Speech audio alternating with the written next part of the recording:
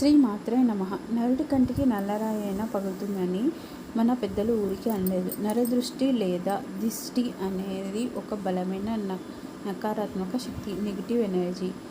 ఈరోజు మన వీడియోలో తరతరాలుగా మన ఇళ్లలో పాటిస్తున్న దిష్టి తీయడం అనే ఆచారం వెనుక ఉన్న ఆధ్యాత్మిక అంతరార్థం ఏమిటి, అందులో వాడే వస్తువుల ప్రాముఖ్యత ఏమిటి, మరియు ఈ ప్రక్రియలో మనం పాటించాల్సిన అత్యంత ముఖ్యమైన నియమాలు ఏమిటో లోతుగా తెలుసుకుందాం. వీడియో చివరి వరకు చూడండి, ఎందుకంటే చివరిలో ఒక ముఖ్యమైన సామాజిక అంశం గురించి మాట్లాడుకుందాం. దిష్టి వస్తువులు ఆధ్యాత్మిక మరియు సాంకేతిక విశ్లేషణ. మన సనాతన ధర్మంలో ప్రతి ఆచారం వెనుక ఒక నిర్దిష్టమైన కారణం ఉంటుంది. దిష్టి తీయడానికి ఘాటైన మరియు తీవ్రమైన గుణాలు ఉన్న వస్తువులను ఎందుకు వాడుతారో ఇప్పుడు చూద్దాం. నిమ్మకాయ, నెగిటివ్ అబ్జర్వ్. నిమ్మకాయను కేవలం ఒక ఫలంగా కాకుండా కాలభైరుని స్వరూపంగా లేదా శక్తి స్వరూపంగా మన శాస్త్రాలు చెబుతున్నాయి. ఆధ్యాత్మిక కోణం. కాలభైరవుడు దుష్టశక్తులను సంహరించేవాడు. నిమ్మకాయను ఇంటి పైన లేదా వ్యక్తిపై ఉన్న నకారాత్మకతను ఆకర్షించే తనలో ఇముడ్చుకునే శక్తి ఉంది. అందుకే కొత్త ఇళ్లకు, వాహనాలకు, వ్యాపార సంస్థలకు నిమ్మకాయల్ని కడతారు. నెగిటివ్ ఎనర్జీని ఎక్కువగా గ్రహించే నిమ్మకాయ త్వరగా నల్లగా మారిపోవడము లేదా కుళ్ళిపోవడం మనము గమనించవచ్చు.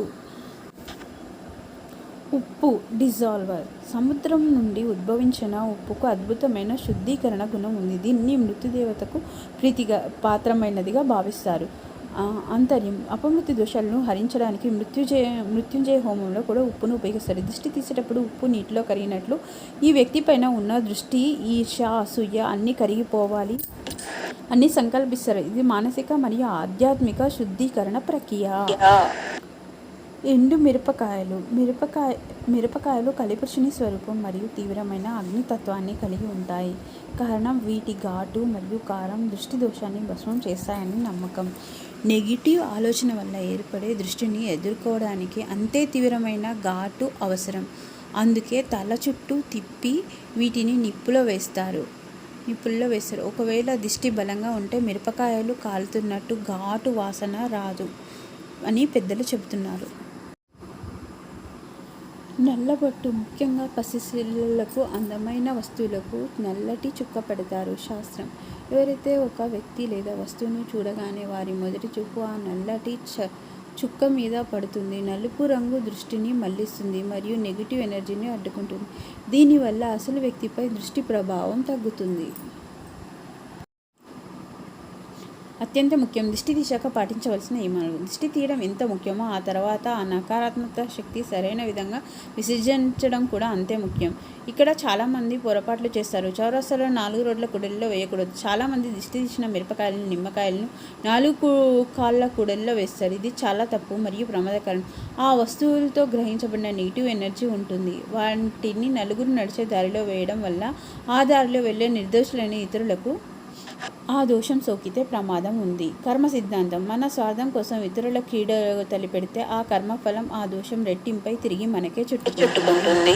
సరైన పద్ధతి ఏమిటంటే దిష్టి తీసిన వస్తువులను ఎవరూ తొక్కని ప్రదేశంలో, నిర్జర ప్రదేశంలో వేయాలి లేదా నిప్పుల్లో వేసి కాల్చివేయాలి. ఉప్పు విషయంలో ఉప్పుతో దిష్టి తీసిన వెంటనే దాన్ని బేసన్లో వేసి నీళ్లతో కడిగేయడం మంచిది. ఉప్పు కరిగినట్లే దోషం పోతుంది. సామాజిక బాధ్యత మరియు ముగింపు. నేటి కాలంలో దుకాణాల ముందు, ఇళ్ల ముందు కట్టిన నిమ్మకాయలను తీసేసి రోడ్డు మీద పారేయడం చూస్తున్నాం. ఇది అటు ఆధ్యాత్మికంగా తప్పు, ఇటు సామాజికంగా అపరిశుభ్రతను పెంచుతుంది. వాహనాలు వాటిపై నుండి వెళ్ళినప్పుడు ప్రమాదాలు జరిగే అవకాశం ఉంది. నడిచే వారికి ఇబ్బంది కలుగుతుంది. మనవి. దయచేసి దిష్టి తీసిన వస్తువులను ఒక కవర్లో పెట్టి డస్ట్బిన్లో వేయండి లేదా పారే నీటిలో కలపండి. మన వల్ల మరొకరు ఇబ్బంది కలగకూడదు. సర్వే జన సుఖినో భవంతు. అంటే అందరూ బాగుండాలి, అందులో మనం ఉండాలి. మనం ఇతరుల్లో మంచి కోరుకుంటే మనకు కూడా మంచి జరుగుతుంది. సనాతన ఆచారాలను పాటిద్దాం. సామాజిక స్పృహతో వెలుగుదాం.